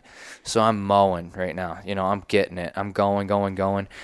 This deer starts to get down on like the upper 1/3, lower 2/3 of the mountain, and he came down to some deer trails that were headed horizontal with the contour of the land, and he would hop on that deer trail that had like kind of fresh tracks on it but older from the night. He would bound off it and then head back the opposite way on the deer trail. So he was trying to lose me. Like, it was like challenging, you know what I mean, to try to find this deer's track, because he would head on a deer trail that had like some activity in it, hop off, and that's what they do to try to get rid of coyotes. You know what I mean? Like, they'll literally lead you to like a buck or any deer will lead you to other deer and then peel off to, like, you know, here, go get them, right?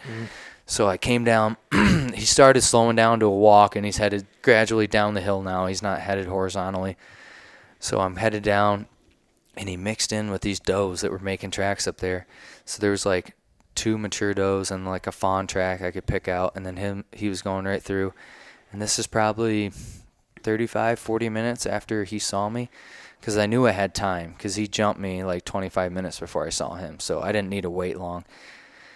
Next thing I know, I'm going down to where he found these does, and he just takes off through some of the thickest shit I've ever seen, and I just pulled a Hail Mary shot. I was like, wham, I shot. This is probably 11:15 in the morning now. I was on his track at 9 a.m.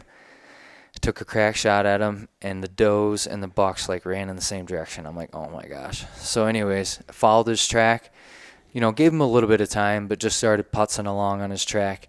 He left the does, went up on this ridge, like cross-lotted it, right? So he's kind of like heading up this ridge at an angle, peeks over the top, runs. Like, I don't know if like bucks like instinctually bed in the same spots, like go in the same areas.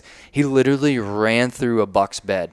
So like he came up on this hill and crested the hill, started running, and there was another buck there, and I didn't take a video, but I know it was because I could see the tracks, right? So he ran and like scared this buck. This buck went right, left, and then the buck I killed right there, he went right. So I got up and I'm like, there's 2 buck tracks here now. You know what I mean? So I headed off on what I thought was his track, right? Based off of the angle. Obviously, he made a funny move right there. So I'm headed off down what I think is that 7 Points track, right? And I'm headed down to some dark timber, and then he met up with like another doe and a fawn. So I had to do some figuring out there. But anyways, I was like, just slow down. Like, all right, like a lot has happened in the last 2.5 or 3 hours, right? So I just like really just tried to regroup with myself, slow down. You know, I did a little like looking around, and then I was like, okay, this track is what I think was his, which it wasn't. So I tracked this deer, but in a way, you know, I guess you can't say I didn't, but I did. So I tracked what I thought it was his track down into this dark timber. I saw it was dark timber, and I know these deer put on the brakes like in the timber. So anyways, I started slowing down, and next thing I know, I saw some tails going, but they were like kind of going over a lip. So like I just ran down in there to try to like look over the hill and get a second look at them. Kind of ran down, they kind of ran off. So I'm like, crap, right? So I look down, I see his tracks. I take a few more steps, and I just look off my right shoulder, And I look up, and like 70 yards away, he's just standing there looking at me, right? So I'm like, oh my gosh, click, shoot him like right here in the base of the neck, wham, he falls right there.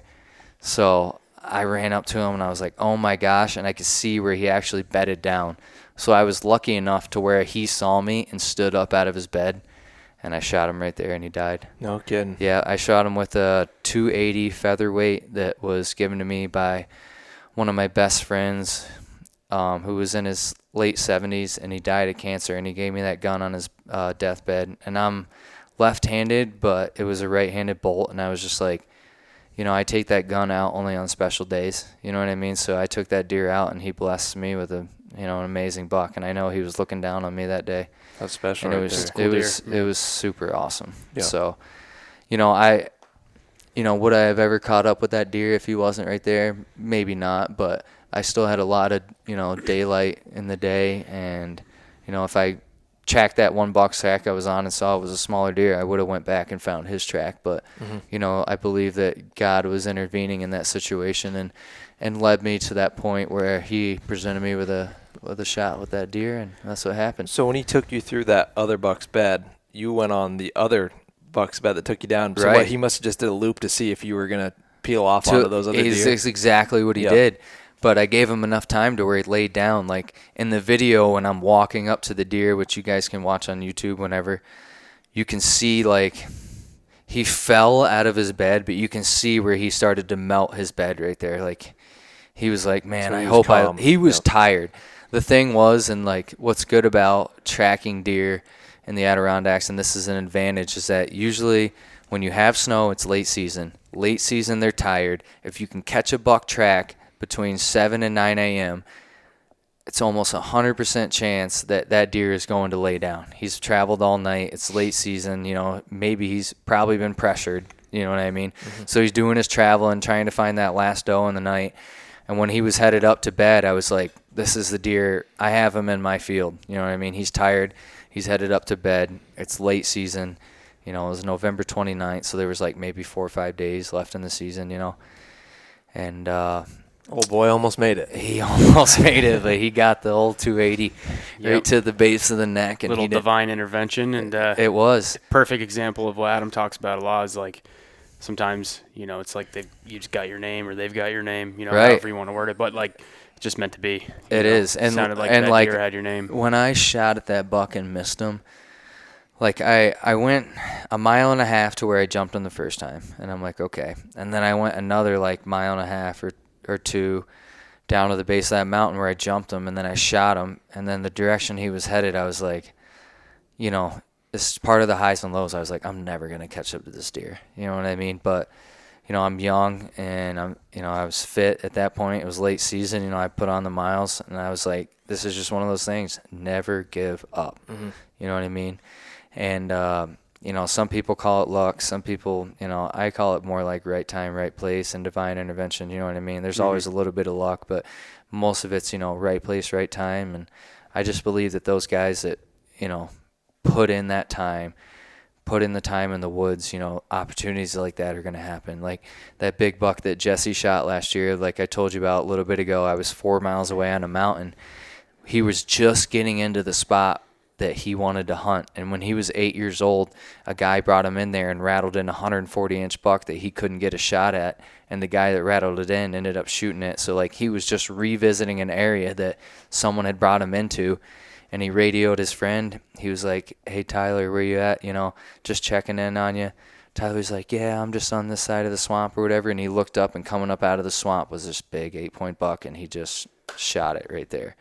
But that kid, Jesse Mueller, he's my best friend. He puts in the time. He works hard in the off season, and, he just deserved that buck. It was, a little bit of luck, but a lot of time, a lot of right place, right time. Like that kid puts in the hours, and like, I just believe those guys that put in the hours are the ones that, end up getting it done. You know what I mean? Mm-hmm. So this is a question for me, and Sean kind of talked about it. When you got up there that morning, check your camera and see that buck was on it, did you have a feeling like I'm gonna get this deer? Like did something feel right? Did something feel right? To be honest, I was like, and this is just the mentality that I think the listeners to this podcast need to have. Like, the Northeast is hard, like I've said 100 times tonight. But, like, you just have to have that mentality that you're going to go in and you're going to kill a buck. Mm-hmm. You know what I mean? I had the mentality going in there that I was just going to check a few trail cameras.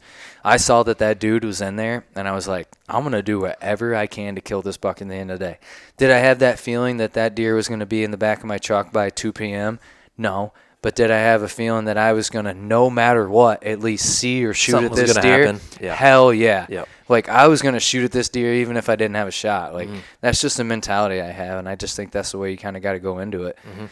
You know, it's always a crack shot, you know, like a whatever, however you call it, whatever. But you just got to be out there. You got to have that mentality because it's rough up here. It is. Sure. Yeah. I like the opinion on the luck portion is I'm not sure how much I personally believe in luck. You know, I think that there's a percentage of it. But, you know, there's definitely funny things that happen that you can't explain other than right. luck. I look at it as like my higher power. Like, I believe in God. You know, even though I'm not a great example of a Christian, you know, I swear and whatever, but I have a relationship with him, and, you know, I get to talk to him through being in the woods, and I just feel like that, you know, kind of like, you know, if he is going to let it happen, he's going to let it happen. Mm-hmm. You know, a lot of things are left, like, unexplained, like you just said, like, you don't know why, but, you know, I feel like sometimes I know why, and it's, you know, he's just there with me. Yeah. You know what I mean? Yeah. So Makes sense. Yeah, for sure. Well, should we do one more buck story and then wrap it up? Yeah, dude. Pick one. Let's do this buck on the cherry burl. On the cherry burl there. You said that was a mock scrape and you rattled him in or something? The one above it is the mock scrape. The Okay. one on the cherry burl I called in, which I love calling in. I'm a big turkey hunter. Turkey hunting is the only thing that I will tell anyone that I think I'm professional at. I'm not turkey hunting. Yep, I am not. I see good. the bucket of beards over there on the. Oh stairway. my, yeah, that's a lot. That's just a part of them. That's a lot of them. But the only thing that I consider myself professional in is turkey hunting because I'm addicted to it. You guys get a lot of them over here too, dude. The Adirondacks is the hidden mecca of longbeards. Like, if you guys want to come out and shoot a couple longbeards, come with me. I had a client of mine come this year that we've hunted 4 years in a row now, turkeys, and he brought a buddy of his. I tagged him out in 2 days. They both shot 4 longbeards. Or, well, one of them was a Jake, but 3 longbeards. No kidding. Yeah, and one, you know, so they were hunting with me 2 days, and both of them shot a turkey both days. No kidding. Yep, and then I tagged out, and I usually call in, like, you know, anywhere from 8 to 11 turkeys a year. I always fill my tags and then call in birds for other people, but... So basically, I'm obsessed with calling in turkeys, ducks, and deer. I just feel like tracking's like top tier, like, you know, hardest type of hunting. You know, you have to be, you know, good at certain things for all that shit, you know, to fall into place. But I love calling in animals. There's something about it, like duck calling, turkey calling, whatever. I think I would love elk hunting. I've heard that. Many people have told me that. So long story short, I was really sick, and I was working for a guy that didn't like people taking days off, but I worked my ass off that year, and I was like, I'm taking Friday off. This was the Friday before the end of season, so that Sunday would have been the end of the season. So it was like December 2nd or 3rd. This was 2020. And I went down into the Oaks where I've talked about a lot of deer being killed, and I sat there with not many hopes. You know, I was feeling like crap. I had a super, you know, sinus headache and pain, and I was all stuffed up. But I always call when I go in the woods. When I'm tracking, I grunt. You know, if I sit for a minute, I'll grunt and then wait 15, 20, 30 minutes, you know. And I've called a lot of deer in down south in Arkansas hunting. But that deer specifically, you know, late season, sitting down in some oaks that were still there, I got my bleak can out, you know, just a good old Primos, you know. Old tipper. The old tipper there. I let her rip about 3 times, and then I waited 2 or 3 minutes and did some grunting.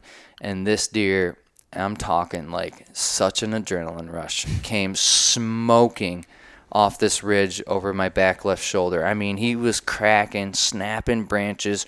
Whoosh, whoosh, whoosh. That's all I could hear, you know, running through the, you know, the dead leaves on the ground from fall, just whoosh, whoosh, whoosh, whoosh, snap, snap, snap.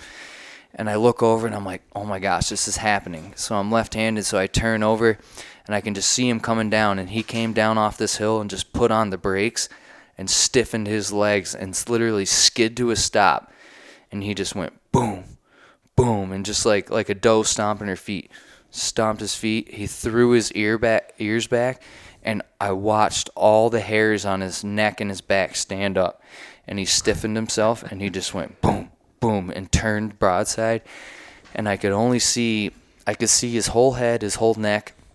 There was this little dip in the hill. I could only see about 5 inches of his back, and I put it as low as I could because I didn't want to hit that hill. But I knew if I could hit him in the back, I'd drop him. And I put it like right down just as low as I could to the dirt, and I shot, and I had my .243, that same gun I'd been hunting with since I was 9 years old. I shot that deer at 90 yards, and he just piled up right there.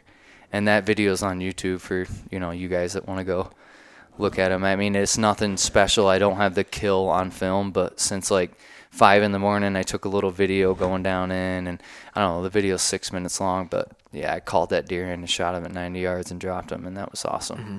Not to change the subject, but you can just tell that deer's coming down looking for a fight. You can just, how many fights had that deer been in? Oh my gosh, his brow tine snapped off, his G2 on his left side snapped off. I mean, he was a pretty looking 8-pointer, but he lost I don't know 6 inches of bone just fighting. Yeah.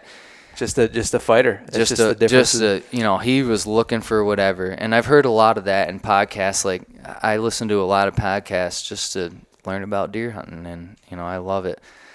But I heard that late season calling for deer, for whitetail specifically, if there's a buck like that has a personality like he did, that he's ready to fight. Like, he's just trying to get some... he's just trying to get some. You know what I mean? It's a rut, and it's the late end of the rut, and he's like, he'll square up to a 5 or 6 year old if he wants to. He might get his ass kicked, but he's gonna fight to try to get some booty. You know what I mean? And he did. You can tell he's all tore up. That deer actually had a bullet wound down by probably about 6 inches above his knuckle and his ankle. Had a bullet that went right through his leg. You know what I mean? He's still coming in skidding. Still coming in skidding down the mountain. I mean, just ready to fight. But he had a death wish, huh? He did. I think that temperament gets him killed a lot. Oh, yeah. You hear a lot about those people that kill a buck that they say, they had X amount of years history with, and how reclusive and didn't lay sign, and, were so hard to kill. And then you take these deer that time and time again, you hear, we're ready to go. Yeah. Wanted it. I think that temperament gets him killed a lot. For sure. It's just like people. Everybody's got a different personality. You got the guy you went to high school with that's 5'3" and got little big man syndrome, wants to fight everybody. Yeah. We all know that guy. And you got the big dude that's just a gentle giant that never wants any conflict. Right. It's the same with deer. That's what I think about deer, and I've been meaning to bring that up in this podcast. But when it comes to, I've seen New England deer, they have. And Dr. Strickland from Mississippi University, I brought him up, that he makes a bunch of awesome podcasts about deer. He will tell you time and time again, every deer is a different individual. Some deer have their summer core, and then they have their fall core, which is maybe a mile away, and they just stay there. Some deer are nomadic. I think a lot has to do with their age. I think younger deer between 2 and 5 travel a lot more between those 6 and 9-year-olds. I've just kind of seen that, but even just the amount of human pressure that they'll allow, I think deer to deer specific changes. Right. I've seen personally. Mm-hmm. I bow hunted a deer last year that I had multiple run-ins with. He had to have known I was in there. Yeah. I kept bumping into him, and then I hunted a deer a couple of years ago in New Hampshire that I had found this really worn out bed, and I'd left this camera in it above it, and I was getting all these pictures of this deer in this bed for months, watching him grow right up through. Really? And I came and checked the camera one day, and I had a picture of him in that bed right before I got there, 20 minutes before I was there. Shit. I never got another picture of that deer. Because you bumped him, right? Yeah. Wow. He never came back. Never used that bed again. No kidding. That's something. And I'd had him for months on end. Right. But then you take that deer that I bow hunted last year, he winded me once. We saw each other in the dark, which I think they do act different in the dark. I think absolutely. I think that deer in the dark will kind of tolerate a little more. Yeah. Because you're kind of more on their terms. Absolutely. Dr. Strickland talks a lot about that. Really? Yeah. Oh, absolutely. Yep. And then I ended up getting an arrow at that deer, my third run-in with him, and I hit a limb, missed him, whatever. broke my arrow in half. I watched my Luminoc fly over the top of his back. But, that deer was staying in that piece of woods. Mm-hmm.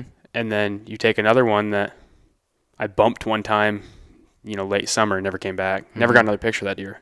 Really? Yeah, it just shows that they're all individual. It is. And it's 100%. All very different. It's true. If sometimes a bed for a buck works for, like if they get spooked out of it, softly, they'll use that bed again. But it seems like those hard spooks like you just had, mm-hmm. like you got super close to that deer. The deer was like, whoa, I didn't see that human until he was too close. Mm-hmm. I'm never going to use this bed in a place that he feels very comfortable, right? Obviously. And then he's like, wow, this isn't working. Right. You know what I mean? So he's out of there, Yep. Yep. And then other times you have deer that get bumped. They're like, they see you coming for miles. You know what I mean? Mm-hmm. Not miles literally, but you know what I mean? Yeah. So they see you coming and they're like, okay, but they use that bed again, mm-hmm. Yeah, you get deer that have been shot at the day before, and then they're coming back doing the same shit the next day. It's like, right. But then you said you get deer that you fly out of there. It's crazy. I have a buddy that hunts in Illinois. He's a really good deer hunter. His name's Josh Cameron. He was hunting a deer that, he's hunting small parcels out in Illinois, and he's got a farm out there that he, kind of manages, grows food plots on and stuff.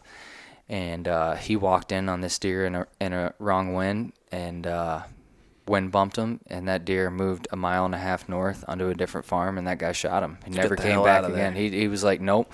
Mm-hmm. He hunted him one night, got in and out of there, smoothly, and then the next night he went in for him and bumped him out of there, and he got killed. Mm-hmm. You know what I mean? Yep. So I think about turkeys the same way, though. I think turkeys are very unique in their own ways. My gosh. I feel like you have one shot at a good, smart Tom, and after that, he is a whole different ballgame. Mm-hmm. If you can get him on opening day, it's like easy as cheese, you know what I mean? But if not, if you miss him or someone calls to him too much, he's just going to be the hardest Tom to kill the rest of the year. Mm-hmm.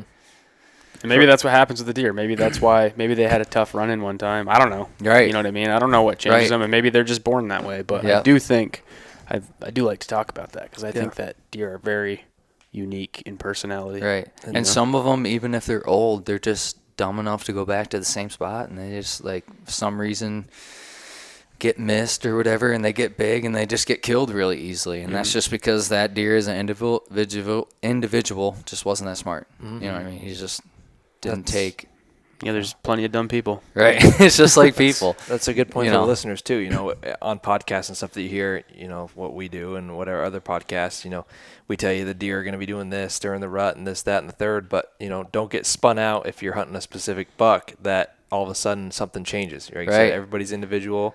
Don't get spun out by it, And that's why I like hunting the Adirondacks, and I encourage people to hunt the Northeast, is because no matter what deer you kill, it's a trophy, and you cannot, like, say you live here and you have run trail cameras, you cannot get hung up on one deer because chances are that deer is going to move and get killed. So if you're the type of guy that is getting butthurt over, and I've been that guy, but I've grown in my hunting career to let that stuff go, because you will have deer that get killed on camera 2-3 miles away, and you just got to let that go, because chances are there's going to be another good buck in that area. Like, you found a big buck in an area for a reason.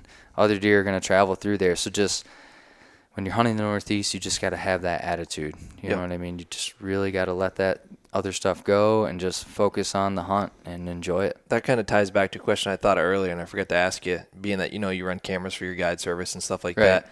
What percentage of the deer that you or your clients kill have you had on camera versus not? A good amount, you know what I mean? But just being honest. Like a patternable amount? Like you knew they would be there?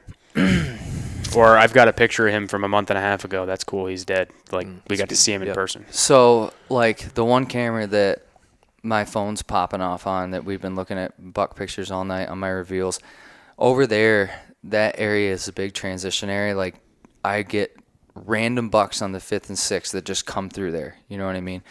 So, like, on my property, because I have 87 acres and I manage it, and I cut trees to create bedding areas, and I clear out paths, a lot of those deer feel comfortable enough to stay there. So if I have like a 2 or 3 year old deer, like that buck that's in my stairwell there, that's he's a 3-year-old, he's probably 105 inches. I shot him with a muzzleloader.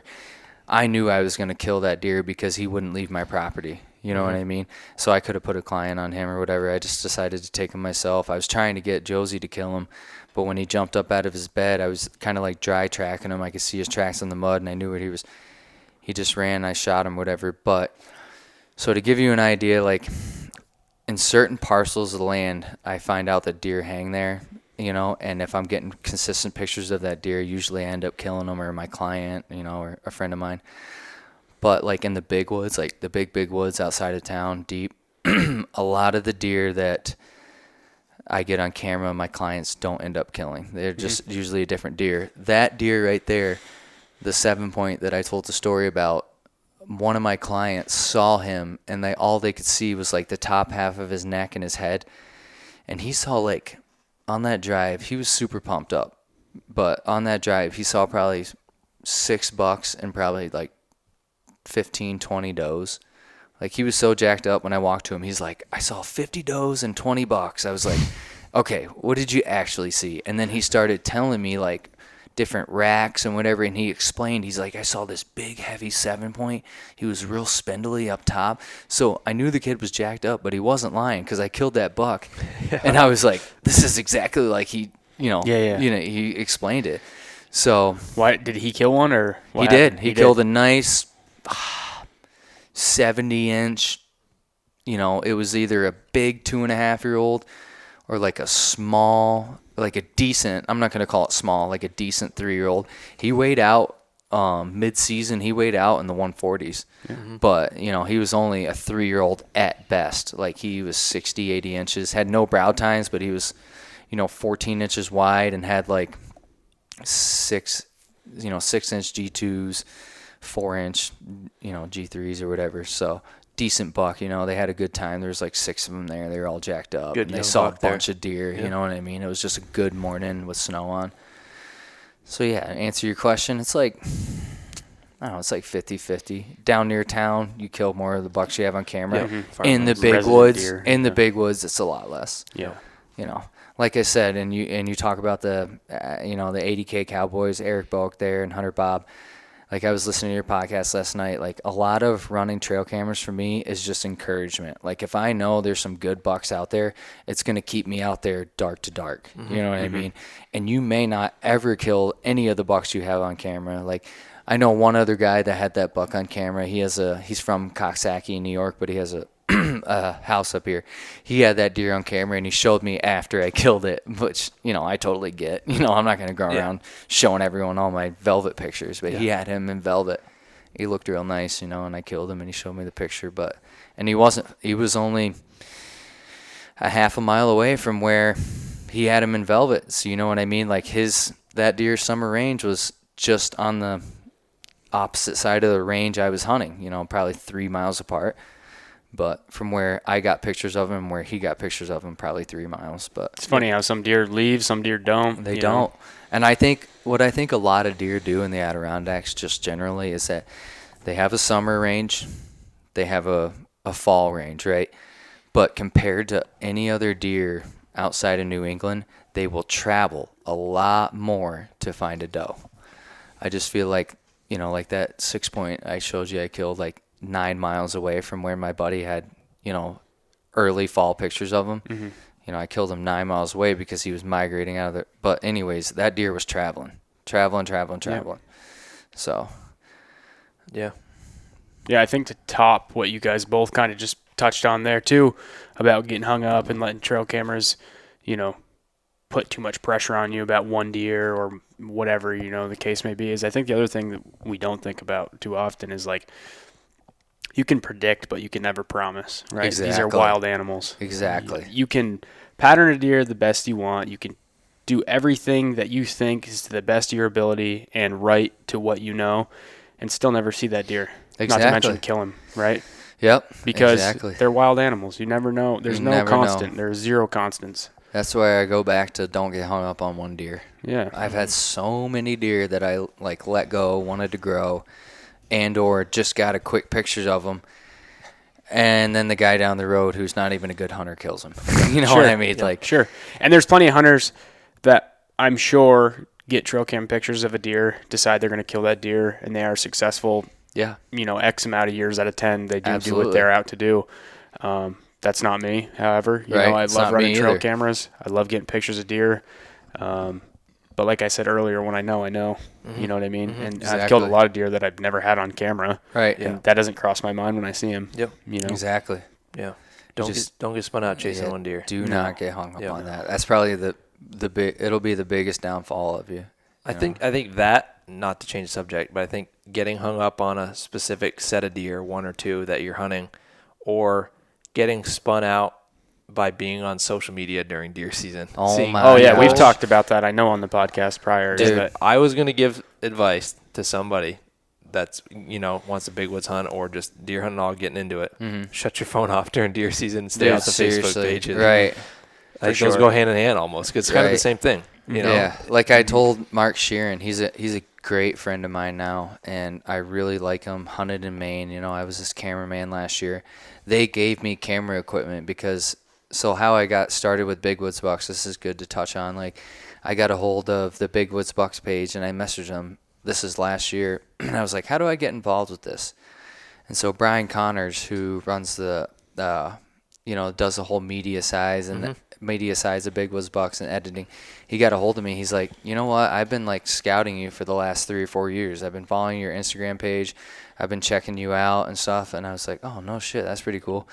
And so he's like, give me a call. So I gave him a call, talked to him. He's like, you said everything I want to hear you say. You're not just trying to look for money. You're just, a hunter who wants to video their hunts and stuff like that. So he's like, I'm going to have you call Mark Sheeran. So I called Mark Sheeran. He's like, I'm looking for a cameraman. I was like, well, I know I'm going to have a free fall because I'm going to have 3 months off. Sign me up. He's like, you want to go to Maine? I'm like, hell yeah. Okay, So, yeah.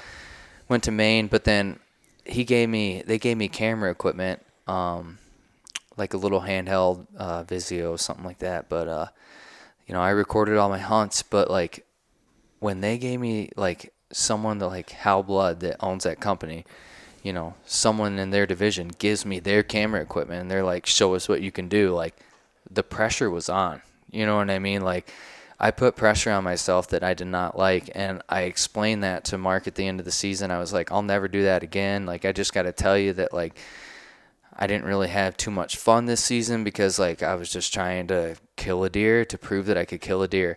And I went through all that stress and, like, it was so, like, it was a concedence, you know what I mean? Because, like, I went up to Maine, tracked a buck with Mark, videoed him shooting it in his bed. The next day, I tracked a buck, shot at it like 4 times, jumping up out of its bed at 12 yards. And then I wasn't that bummed. I was like, good, you know what I mean? But then I left my camera equipment with Mark because he was going to film his son, Austin, the rest of the trip. And, of course, the day I leave my camera equipment with him, I come home and shoot a beautiful 10-point buck that I could have got on camera. You know what I mean? So it's like I tried so hard and still didn't get it on camera. Like, it was so late in the day. Like, I got a couple shorts, but, like, nothing to be of value to Big Woods Bucks. And I was like, I'll never do that again. Like, I just need to go out and hunt for the hunt. You know what I mean? And stop putting pressure on myself to try and kill a deer because it just kills you in the end. Like, I was stressed out. I had a newborn baby, trying to keep the wife happy, but hunting as much as I could to try to prove to Big Woods Bucks that, I'm a killer. And in the end, I killed my buck. You know what I mean? But I didn't even have the camera equipment, but I tried so hard. So, like, going into this season, I will never do that to myself again. I just need to go out and hunt like I always do. Just be cool, chill, and not put that pressure on me. And just let it happen. If I don't kill a deer, I don't kill a deer. You know what I mean? It's not the end of the world. I think I've kind of proven myself to them. And, like I said, I'm in my probation period. And so hopefully by the end of deer season, I'll have my team membership with them. And it's a great group of guys. We text all the time. We have a big group chat, always, bullshitting with each other and stuff like that. So it's fun. It's a great group of guys to be involved with. So I'm happy. Yeah, it's cool. Yeah, sometimes you got to shut the camera off to get it. You do. To make something happen. It frees you up. It's tough because, like, they do it out west. You know what I mean? Sitting in stands, but, like, tracking a deer and trying to video that stuff, it's like a whole different almost ballgame. impossible. Like how Blood says, it's not only 2 times as hard, it's 4 times as hard to have someone cameramanning you and shoot a buck and get it on film, than just doing it by yourself. 4 times as hard. He says that all the time. And I believe it. Yeah. For sure. That's a good take. No, It it's probably a good way to end it right there. That's Sure. it. Wrap it up. Well, Yeah, we guys. appreciate you tuning in. Tell everybody your Instagram handles real So- quick so they can check you out. Yeah, so my Instagram handle, it's been the same since high school. It's Wes Lab 15, so it's the first 3 letters of my first name and last name and 15. I have an Instagram page for my guide service. It's Labar_guide_service. And, you can reach me. I don't really have an email for guide service or whatever. I'm not trying to guide too much, but if you want to reach out to me to see if we can do a potential hunt, do it through my Instagram. And, I have a Facebook page too. I'm sure we'll see some of your content on BWB here in the coming Yeah, months and I'm years. hoping to, if everything goes right, I'll be a team member with him. And if not, I'll be a lifelong friend and potentially a cameraman. So Right on. I enjoy everyone in the team. But, yeah, I've enjoyed this podcast. And if you 2 boys ever want to come up and do some hunting in the Adirondacks, you know who to reach out to. Yeah. Much appreciated. And I'll definitely put you on some deer. Appreciate that. I might have to come chase some turkeys around too. Oh, for sure, dude. If you That's wanna my bread do and butter, man. If you want to do some turkey hunting, I'm your man. I'm a full-blown turkey hunter. Dude, I love it so much. Yep. Yeah, we'll Yeah. definitely link up again sometime soon. And same invite goes to you if you ever want to hunt Vermont. Yeah, dude, I definitely want to hunt Vermont. We Yeah. can exchange a hunt. It's I not think it'd quite be as bad as sick. everybody says it is. There's some good bucks running around. Dude, for sure. I want to prove myself in Vermont, so I'd love to have just a little bit of a hint from you guys and just kind of take it from there and see what I can do. Challenge myself. Yep, Sure. I love a challenge. That's what it's all Absolutely. about up here in the Northeast. No Absolutely. doubt. Well, keep up the good work, and we'll follow along with you. And Yeah. best of luck this season, man. Yeah, Appreciate same to you doing this. guys. It was awesome. All right. I'm loving it. Yeah, take See you care. guys on the next podcast. For sure.